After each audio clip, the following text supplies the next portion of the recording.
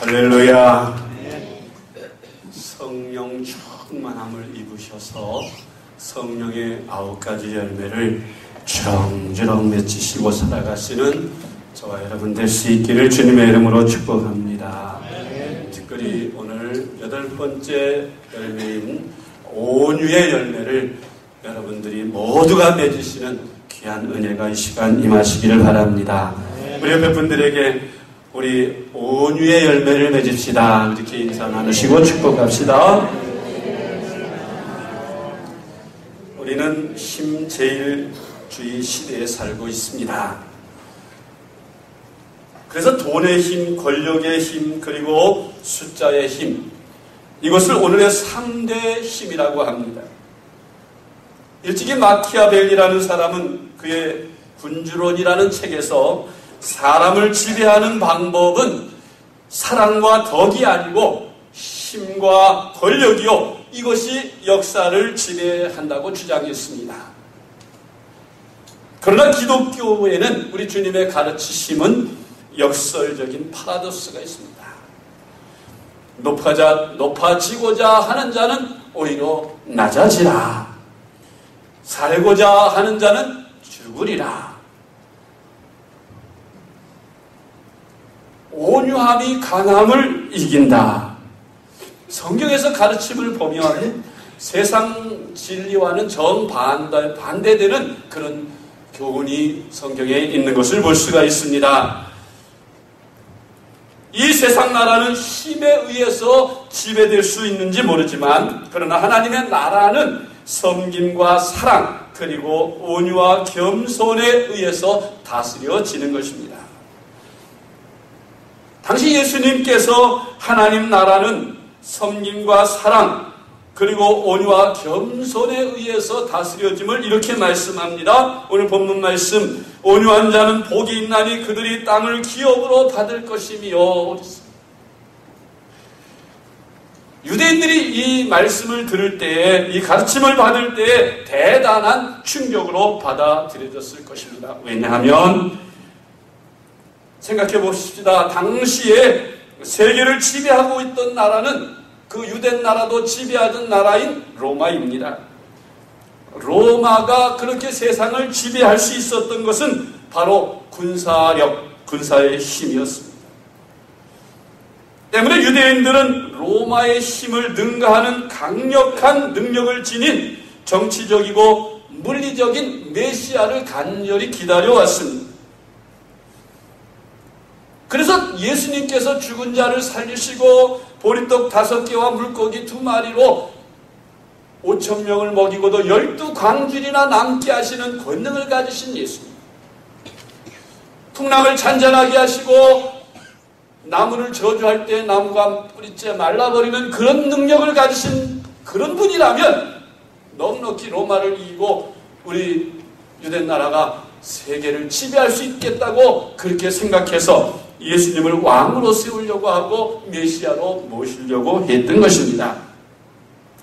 그런데 그런 메시아, 그들이 기대하는 메시아로 알고 있는 예수가 하시는 말씀이 온유한 자는 복이 있다. 이들이 땅을 차지하게 될 것이다. 여러분, 차라리 강한 자는 복이 있나니 저희가 땅을 정복할 것이라고 말했으면 누구나 고개를 끄덕였을 것입니다. 그런데 온유한 자가 땅을 차지하게 될 것이라고 하니까 그들은 혼란에 빠질 수밖에 없었던 것입니다. 그러나 여러분, 온유한 자의 승리는 이것이 바로 진리인 것입니다. 하나님 나라에서는 말할 것도 없고 이 땅에서도 온유한 자의 승리를 명명백백하게 증명해주고 있습니다. 예를 들면 세상 학문 가운데 진화론이라는 것이 있습니다. 그 진화론에는 생태계의 원리가 있는데 그 생태계의 원리를 약육강식, 또 적자 생존, 이 말은 강자만이 생존 경쟁에서 살아남는다는 뜻인 것입니다. 그러나 보십시오. 여러분, 정말 그런지 강한 동물의 상징이라 할 수 있는 사자나 호랑이, 맹수들 중에 가장 으뜸이 되는 짐승입니다. 그런데 여러분, 사자나 호랑이를 볼 수 있습니까? 동물원에나 가야 볼 수 있습니다. 이 지구상의 몇몇 곳에만 겨우 종족을 보존할 정도로 겨우 유지되고 있을 뿐입니다. 그러나 여러분, 소나 양처럼 남을 잡아먹을 줄도 모르는 온순한 짐승들은 어떻습니까? 생육하고 번성해서 어디 가든지 볼 수 있고 넘치는 것입니다. 땅에 충만합니다. 여러분, 유능승강이란 말이 있는데 유한 것이 강한 것을 이긴다는 뜻입니다. 너무 강하면 부러지게 되어 있죠. 우리가 생각할 때는 물과 바위가 싸우면 당연히 바위가 이길 것이라고 생각합니다마는 실질적으로 물과 바위가 부딪히게 되면 바위가 금이 가고 깨어집니다. 바위를 가르는 기계 가운데 물을 쏘아서 자르는 그런 기계도 있습니다. 이소우화 가운데 해와 바람의 옷 벗기기 이야기에서 누가 이깁니까? 강한 바람이 이깁니까? 따뜻한 태양을 비추는 태양이 이깁니까? 온유가 이기는 것을 볼 수가 있습니다. 언제나 온유가 이깁니다.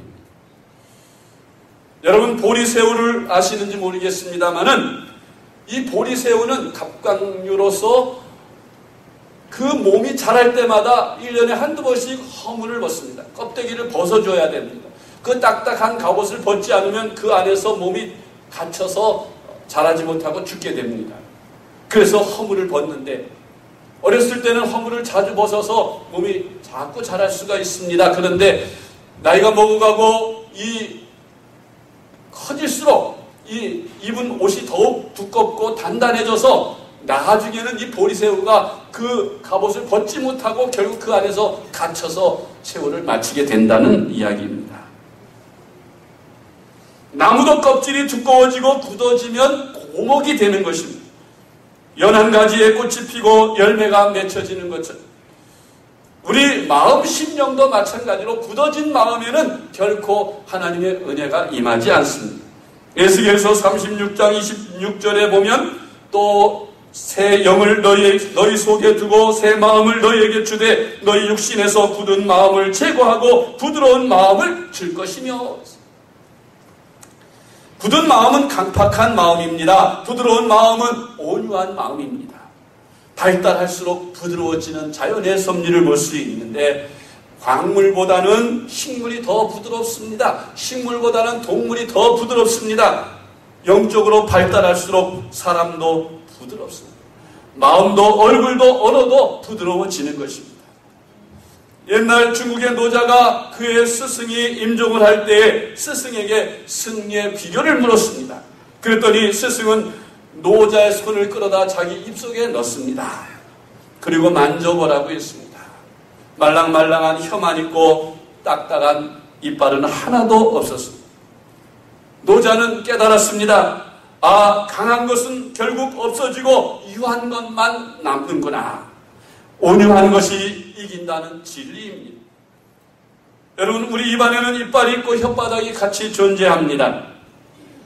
강한 이빨은 충치가 먹거나 나이가 들면 다 썩고 빠지지만 그러나 늙어도 혀는 충치 먹는 법도 없고 빠지는 법도 없습니다. 사고라도 나면 딱딱한 이빨은 다 부러지지만 부드러운 혓바닥은 절대로 부러지는 법이 없습니다. 온유.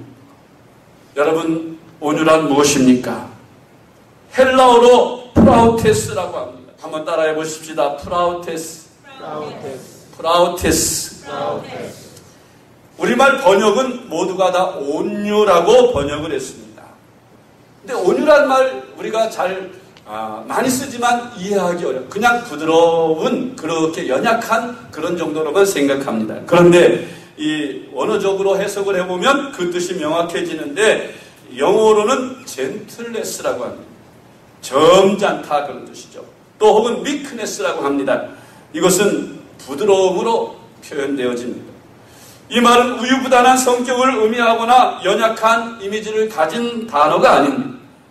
남자답지 못한 졸장부들에게 붙여지는 불명예스러운 딱지는 더더욱 아닌 것입니다. 온유라는 이 말의 용도는 참으로 깊고도 다양했습니다. 이 프라우테스라는 말을 설명할 때 이렇게 설명합니다. 첫째는 이 말의 어원적 배경을 벌판에 질주하는 야생마를 길들여서 교통수단을 삼게 되는 것. 이처럼 순진해지고 온순해진 말을, 그때의 그 상황을 온유하다, 프라우테스라고 그렇게 표현을 하는 것입니다. 또 사나운 맹수를 훈련시켜서 주인의 명령에 잘 순종하고 주인을 해치지 않고 잘 따르도록 훈련되고 조절되는 그러한 상태를 프라우테스라고 합니다. 서커스단에 가보면 어린 아이나 또 연약한 여성이 그 무시무시하게 생긴 맹수 사자와 호랑이를 채찍 하나로 이렇게 하면 막 사자가 대굴대굴 굴고 또 호랑이가 마음대로 이렇게 말을 잘 순종해서 듣는데 이 여인을 또 어린아이를 해치지 않는 것을 보입니다. 왜 그렇습니까? 그 싸나움이 다 훈련되어져서 다스려져서 프라우테스 됐기 때문입니다. 온유해졌다는 말입니다. 할렐루야. 이해가 되십니까? 자기의 본능적인 행동을 통제할 수 있을 만큼 길들여지고 잘 훈련된 성품을 온유, 프라우테스라고 부르는 것입니다. 또한 이 힘이 잘 조절되어서 유익한 목적을 위해 사용되도록 훈련된 인격을 온유라고 하는 것입니다. 자신의 본능을 잘 다스릴 수 있는 사람이 온유한 사람입니다. 자기의 충동을 억제할 수 있는 인격이 바로 온유한 인격인 것입니다. 자신이 가진 힘을 유익한 목적을 위해서 바로 사용할 줄 아는 성품이 바로 온유한 성품입니다. 그래서 잠언 기자는 자기 마음을 다스리는 자는 성을 빼앗는 자보다 낫다고 했습니다. 여러분, 자동차에는 두 가지 역기능을 하는 제동장치와 또 추진장치가 있죠. 소위 엑셀레터라고 하는 것과 브레이크라는 것이 있어요. 이 엑셀레터는 밟으면 그냥 앞으로 막 달려가게 합니다. 밟으면 밟을수록 100, 120, 130 막 나갑니다. 여러분, 아무리 좋은 그런 아주 비싼 수억짜리, 수십억짜리도 있다 그러죠. 그런 스포츠카, 그런 스포츠카는 300km를 달린다. 엄청난 속도로 달리죠. 그런데 여러분, 그 300km 달리는 그 비싼 스포츠카라 할지라도 제동장치인 브레이크가 고장이 난다면 그 자동차는 고물에 불과할 것이에요. 아무데도 쓸모가 없을 것입니다. 왜냐하면 그 브레이크가 고장난 그 차를 타다가는 목숨의 위험이 오기 때문인 것입니다. 브레이크처럼 아무리 잘 달리는 기능이 있을지라도 그것을 때에 따라서 내 원하는 만큼 속도를 조절할 수 있는 기능이 바로 프라우테스 브레이크 기능인 것입니다. 이해가 되십니까? 여러분, 하나님을 향하여 길들여진 사람을 온유한 사람이라고 합니다. 훈련된 맹수가 도적질하는 데나 이용이 되고 사람을 죽이는 데나 사용된다면 이는 프라우테스가 아닙니다. 온유라고 할 수 없습니다. 정말 우리가 잘 훈련되어져서 우리의 성품이 하나님이 쓰시기에 합당한 그런 좋은 성품으로 바뀌어지게 될 때에 비로소 프라우테스를 맛볼 수가 있게 되는 것입니다. 맹수들도 자기 적이나 또 사냥감을 대할 때는 아주 그 울음소리가 한번 으르렁 하고 표를 하면 그 상대방이 기가 죽어서 부르르 떨 정도로 그 울음소리가 두렵고 무섭습니다. 그런데 자기 사랑하는 동물이나 혹은 자기 새끼를 향해서 으르렁 할 때는 그 으르렁 소리는 두렵게 하는 게 아니라 사랑을 느끼게 하고 부드러움을 느끼게 한다는 것입니다. 이것을 프라우테스라고 합니다. 또 한 가지 설명한다면 이 호랑이나 사자가 그 강력한 무서운 공격력으로 자기의 사냥감이나 또 자기의 대적을 향해서 그 강한 이빨로 물어뜯을 때, 목을 물어뜯고 온몸을 물어뜯을 때는 그 힘이 말도 못하게 무섭고 두려운 것이지만, 그러나 자기 새끼를 향해서 옮길 때에는 그 목을 물어서 옮기지만 그 새끼들은 그 어미가 자기를 물어도 전혀 두려워하지 않고 오히려 더 사랑으로 느끼고 부드러움으로 느낀다는 사실입니다. 이걸 프라우테스라고 합니다. 한 가지 더 설명합니다. 어떤 환자의 몸에 열이 올랐습니다. 그래서 막 40도, 50도, 60도까지 막 올라가면 생명이 위험해질 정도로 온몸이 벌겋게 달아오르고 막 열이 나서 급해지지요. 그럴 때 해열제를 먹인다든지 주사를 놓는다든지 해서 그 열이 잘 다스려져서 정상적인 온도인 36.2도를 가리키면 그는 다시 프라우테스가 된 것입니다. 정상적으로 다스려졌다는 뜻이에요. 여러분, 우리가 정상 체온을 유지하기 위해서 프라우테스를 갖는 것처럼 우리가 신앙생활을 하거나 또 이 세상을 살아갈 때에 이 온유함을 가지고 온유의 열매를 맺으면서 살아야 하는 것입니다. 지금 여러분들의 온도는 어떻습니까? 열이 좀 과한 편이라고 생각하십니까? 아니면 열이 식어져서 싸늘해져 있다고 생각하십니까? 주를 향한 교회를 사랑하는 마음이나 주를 사랑하는 마음의 열정이 너무 과하지는 않는데 뜨거워져서 너무 높은 온도를 갖고 있지 않나, 아니면 너무 낮아져서 식어져 있든지, 그 중간 중용 적절한 온도, 그것이 온유함인 것입니다. 신학적으로 말하면 두 극단에 서지 않는 것이 온유함이고, 철학적으로 말하면 중용입니다. 어떤 사람을 보면 열심을 낼 때는 아주 뜨겁게 열심을 내는데 또 그 믿음이 식어질 때는 아주 바닥으로 떨어져 버리는 것을 봅니다. 자꾸 올라갔다 내려갔다 이러는 사람은 온유한 사람이 아니에요. 그저 처음이나 나중이나 변함없이 꾸준히 신앙을 유지하면서 바람이 부나 비가 오나 눈이 오나 까마귀가 오나 상관없이 꾸준히 신앙생활을 지속적으로 해나가고 충성하는 사람, 변함이 없어 보이는 그런 사람이 바로 온유한 사람인 것입니다. 여러분, 이것을 중용이라고 철학적으로 말하는데, 중용이란 말은 여기도 아니고 저기도 아니고 간에 붙었다 쓸개에 붙었다 하는 그런 뜻이 아니에요. 중용이라는 것은 가장 너무 높지도 않고 낮지도 않고 가장 적절한 온도를 유지하는 것을 중간 입장을 의미하는 그런 것이지, 합당하고 적절하고 경우에 맞는 때를 중용이라고 하는 것입니다. 균형 잡힌 행동과 조화 있는 삶, 그것이 바로 프라우테스, 온유라는 말입니다. 여러분이나 저나 이 말씀을 들으면서 그 온유한 성품이 그렇게 좋은 것이구나, 우리가 온유하게 살아야 되겠다, 온유한 성품을 가져야 되겠다, 그렇게 생각을 하실 줄 압니다. 그렇다면 우리가 어떻게 이 온유한 사람이 될 수 있습니까? 성경을 잘 보십시오. 온유하게 되라, 온유해지라, 그런 말씀이 없어요. 왠지 아십니까? 그 이유는 온유는 우리 인간의 성품이 아니에요. 이건 하나님의 성품이기 때문에 하나님이 우리에게 주시는 선물인 것입니다.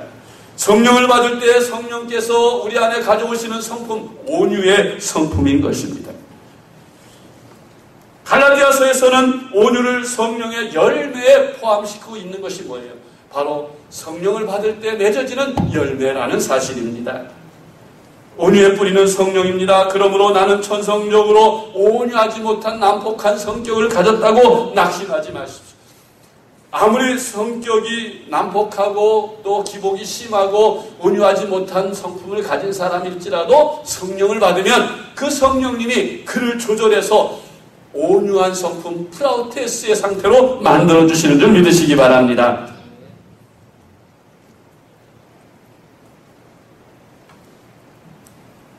여러분, 온유를 어떻게 가질 수 있습니까? 어떻게 배울 수 있습니까? 온유를 배우려면 주님 앞에 가면 됩니다. 우리 예수님께서 말씀하시기를 나는 마음이 온유하고 겸손하니 나의 멍에를 메고 내게 배우라. 그리하면 너희 마음이 쉼을 얻으리라. 예수님께 가면 온유함을 배울 수가 있습니다. 예수님, 여러분, 어떤 화가가 10년 동안 주로 개구리만 다니면서 그렸다는 거예요. 제 별명이 꽃목사라는 별명을 제가 들었는데, 왜냐하면 꽃만 보면 그냥 카메라를 들이대니까 찍어서 자꾸 꽃을 이렇게 예쁘게 꽃을 좋아하니까 꽃을 자주 찍어서 막 올리니까 날보러 꽃목사래요. 그런 별명을 하는데, 꽃 좋아하는 건 나쁜 게 아닌 것 같습니다. 개구리를 10년 동안 좋아하면서 개구리만 찍었더니 그 얼굴 모습이 개구리를 닮아가더래요. 그러니까 꽃을 좋아서 10년만 쫓아다니면 꽃을 닮아갈 것 같은 생각이 듭니다. 여러분, 우리가 무엇과 함께 하느냐에 따라서 우리가 그것을 담는데, 우리 예수님과 함께 늘 동행하면 예수님을 담는 줄 믿으시기 바랍니다. 여러분이 잘 아시는 예화 가운데 그 유명한 화가가 예수님의 최후의 마지막 만찬을 그리기 위해서 모델들을 선정하는 중에 11명의 사람들은, 제자들은 다 특징을 따라서 그렸답니다. 베드로도 요한도 야고보도 다 그렸는데 마지막 두 사람을 못 그렸어요. 그 예수님하고 배반자 가룟 유다예요. 그래서 예수님은 아무래도 이 세상에서 가장 인자한 모습을 가진 그런 사람을 모델로 해야 된다 생각을 하고 이제 이리저리 찾아다니면서 그 모델을 찾았답니다. 그런데 어느 시골 교회에 저 찬양대에 앉아있는 한 남자의 모습을 보니까 그렇게 아주 인자하면서 그 얼굴 모습에 예수님의 모습이 풍겨지더랍니다. 왜 웃으세요? 집사님들도 그렇게 보여요. 예수님의 모습을 그곳에서 발견하고 그분에게 이야기를 해서 이제 자기 화실에 데리고 가서 몇 날을 걸쳐서 모델로 해서 예수님의 모습을 완성했답니다. 그리고 이런저런 사유가 있어서 잠시 동안 이제 붓을 놓고 다른 작업에 몰두하다가 이제 그 그림을 완성시키기 위해서 한 10년쯤 흘렀는데 이제 마지막 남은 가룟 유다를 그려야 그 그림이 완성이 된다고 합니다. 그래서 이번에는 그 가룟 유다는 배반자의 대명사요, 악의 대명사니까 이 세상에서 가장 간사하고 악하게 생긴 사람을 모델로 해야 된다 생각을 하고, 그런 사람은 아무래도 저 교도소나 범죄자들이 모여있는 곳에 가면 있겠다 생각을 하고 교도소 맡아서 죄수들을 쭉 살펴보는데 정말 가룟 유다로 하면 딱 맞을 만한 느낌이 오는 그런 한 죄수를 만났답니다. 그래서 그 죄수와 상담을 하고 이제 화실로 데리고 와서 그 사람을 모델로 하여 가룟 유다를 그리는 중에 이런저런 대화를 하는 중에 그 가룟 유다의 모델이 그런 얘기를 하는 겁니다. 저는 선생님을 압니다. 그래요? 저는 처음 뵙는데요. 무슨 말입니까? 10년 전에 저를 만난 적이 있으시지요? 10년 전에요? 전혀 생각이 안 나는데요. 선생님께서 저를 예수님의 모델로 저를 그리신 적이 없으십니까? 그 말을 듣고 깜짝 놀라서 자세히 보니까 정말 그 사람이더라는 거예요. 충격을 받았답니다.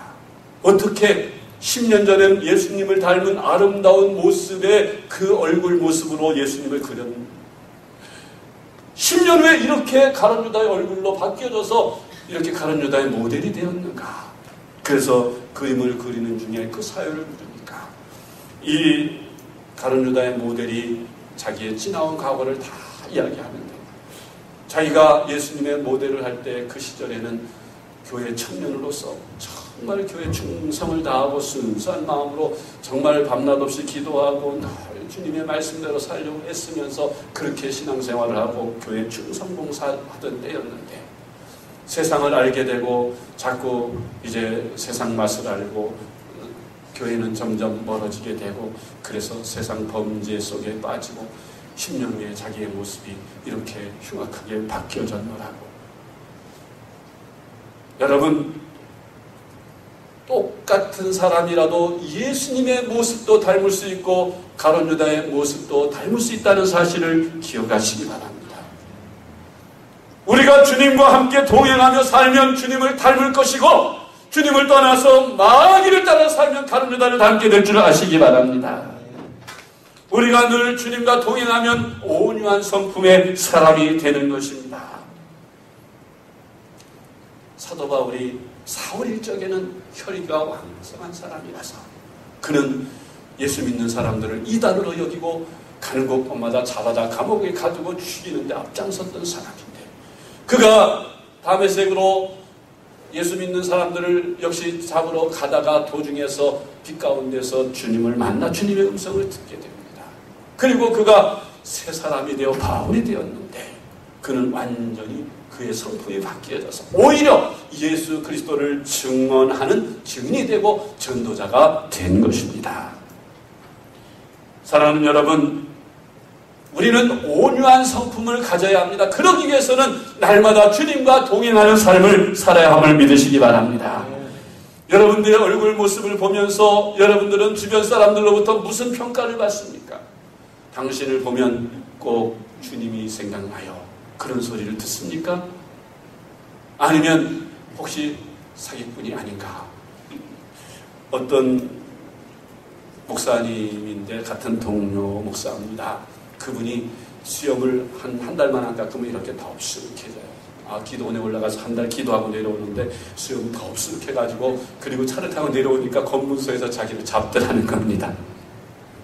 자기가 도둑놈같이 생겼더니 수염 덥수룩하고 기도하고 내려오는 사람인데 자기를 강도로 아는 게 너무 섭섭하더래요. 여러분, 우리의 얼굴 모습이 누가 보아도 주님을 닮은 모습이 되어서 널 보는 이마다 주 생각하리라는 그런 찬송과 가사와 같이 그렇게 되기를 주님의 이름으로 축복합니다. 그러기 위해서는 여러분, 늘 여러분들의 얼굴 모습이 주님처럼 기쁨이 넘치고 웃음이 넘치고 화기애애한 그런 모습이어야 할 줄 믿습니다. 맨날 짜증스럽고 신경질적이고 인상을 빡빡 긁으면서 다니면 사람들이 예수 믿는 사람이라고 생각하지 않겠죠. 저는 길거리 다니면서 90%는 맞춰요. 그 사람이 예수 믿는지 안 믿는지 보면은, 혹시 이렇게 내가 딱 얼굴에 풍기는 게 있어서 혹시 크리스찬 아니십니까? 장로님 아니세요? 집사님 아니세요? 하고 물어보면 어떻게 아셨습니까? 저도 그런 소리 가끔 들으니까요. 근데 어떤 사람 진짜 예수님을 닮은 것 같은 인자하게 얼굴이 참 빛이 나. 그래서 크리스찬이시죠? 권사님이세요? 했더니 아니요, 나 절에 다니는데요. 그래서 제가 예수 믿는 사람은 얼굴이 그렇게 밝은 줄 알았더니 절에 다니는 사람들 그런 사람이 있네, 그렇게 생각해서 제가 그분한테 뭐라 그런지 아세요? 아니 이상하네, 절에 다니는 사람이 어떻게 권사님 얼굴을 닮았지? 여러분, 우리가 예수 그리스도를 마음에 품고 늘 주님과 동행하며 매일매일 기도하면 나도 모르는 사이에 우리의 얼굴이 주님을 닮는 줄 믿으시길 간절히 바랍니다. 온유한 성품의 마음을 가지면 주님을 닮습니다. 그 온유함을 우리가 어떻게 가질 수 있습니까? 그것은 바로 온유함을 사모하고 온유함을 주시는, 온유함의 근본이 되시는 성령님을 여러분 안에 모시는 것입니다. 그리고 성령님이 여러분들을 통제하시고 성령님이 여러분들의 마음과 여러분들의 삶을 주관하시게 할 때에 여러분들의 얼굴은 여러분도 모르는 사이에 성령님을 닮게 되고 예수님을 닮게 될 줄 믿으시기 바랍니다. 그러면 이렇게 온유해진 사람들이 어떤 상을 받습니까? 오늘 본문 말씀해 보니 온유한 자가 복이 있나니 땅을 기업으로 받을 것이라 그랬죠. 여러분, 여기서 말씀하는 땅이 어떤 땅입니까? 여러 가지 땅의 의미가 있는데, 첫째는 온유한 사람은 하나님께 속한 땅을 기업으로 받는데 저 새 하늘과 새 땅인 줄 믿으시기 바랍니다. 온유한 사람은 꼭 주님의 나라에 들어가게 될 것입니다. 두 번째는 본질적으로 이 온유한 사람이 받는 상급인 땅은 천국과 영원한 새 하늘과 새 땅을 의미하기도 하지만 또 이 세상에서도 말하는 땅을 차지하게 됩니다. 온유한 사람들은 이 땅에서도 부자가 된단 말이에요. 땅을 많이 소유하게 된다는 뜻이 여기에 담겨 있는 것입니다. 아브라함은 온유한 사람이라서 조카에게 양보를 했어도 그는 땅을 많이 차지한 사람이 되었습니다. 아브라함의 아들 이삭도 온유한 사람이라 그랄 사람이나 블레셋 사람들이 그가 파놓은 우물을 와서 빼앗으면 양보해주고 또 다른 곳으로 옮겨가고 하지만 그는 땅을 파는 곳마다 더 많은 우물, 더 큰 우물을 받아서 더 큰 땅을 축복받는 것을 볼 수가 있습니다. 세 번째는 온유한 자가 차지하는 또 다른 땅이 있습니다. 그것은 사람을 의미합니다. 온유한 사람 곁에는 항상 사람들이 들끓습니다. 사람들의 존경과 사랑을 받아서 그 곁에는 많은 사람들이 모여들게 되는 것입니다. 사람을 차지하게 된다는 말이에요. 네 번째는 온유한 자는 공동체를 차지하는 그 땅의 의미가 있습니다.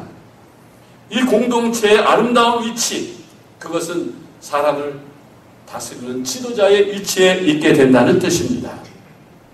다섯 번째는 온유한 자는 환경을 차지하게 된다는 것입니다. 온유한 자는 또한 말씀도 차지하게 됩니다. 사람이 원숙한 단계, 성숙한 단계, 정상급에 이르면 온유해지고 수근해집니다. 그래서 부드러운 사람이 선수입니다. 고단자들은 운동을 해도 고단자들은 아주 부드럽고 또 이렇게 온유합니다. 그런데 처음에 갓배워서 일단을 딴다든지 막 이제 입문하는 사람들은 깝죽깝죽거리고 자기가 운동했다고 설치고 다녀요. 고수들은 인자하고 온유합니다. 여러분, 우리가 성숙한 그리스도인이 되면 온유해져서 우리가 하나님께 대해서나 사람에게 대해서나 물질에 대해서나 시간에 대해서나 온유하게 되는 줄 믿으시기 바랍니다. 모세 120년 그 생을 셋으로 나눕니다. 40년 처음 그가 40세가 되기까지는 혈기가 지배하던 시기였습니다. 자기 힘과 주먹으로 뭔가를 해보려고 설치던 그런 시절이에요. 애굽 사람이 자기 나라 백성을 괴롭히니까 내려가서 단주먹으로 쳐 죽였어요. 그렇게 혈기가 왕성한 시기. 그래서 그는 살인을 하고 저 미디안 땅으로 도망을 갔습니다. 그곳에서 40년을 사는데 그때는 온순과 비겁이 지배하던 시기였습니다. 그는 똥개형, 나는 아무것도 할 수 없어 하면서 자포자기하는 그런 시기. 마지막 40년은 온유가 지배한 시기였습니다.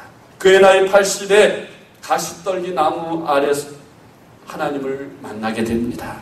성령 충만함을 경험합니다. 그래서 그는 온유한 40년 지도자로 모든 땅이나 또 우리가 아까 말씀했던 지도자로서의 40년을 살게 되는 것을 보는데, 민수기 12장 3절에 보니 이 사람 모세는 온유함이 지면의 모든 사람보다 더하다는 말이 있습니다. 여러분, 개혁번역에서는 모든 사람보다 승하더라고 했습니다. 모세가 어떻게 이런 승한 남들보다 더 온유한 성품을 가질 수 있었습니까? 성령에 사로잡힌 바 되었기 때문인 것입니다. 그는 참으로 이스라엘 백성들이 그렇게도 하나님과 모세를 수없이 원망하고 반역하고 했지만 그때에도 변함없이 백성들을 위해 하나님 앞에 중보의 기도를 드리는 온유한 사람임을 알 수 있습니다.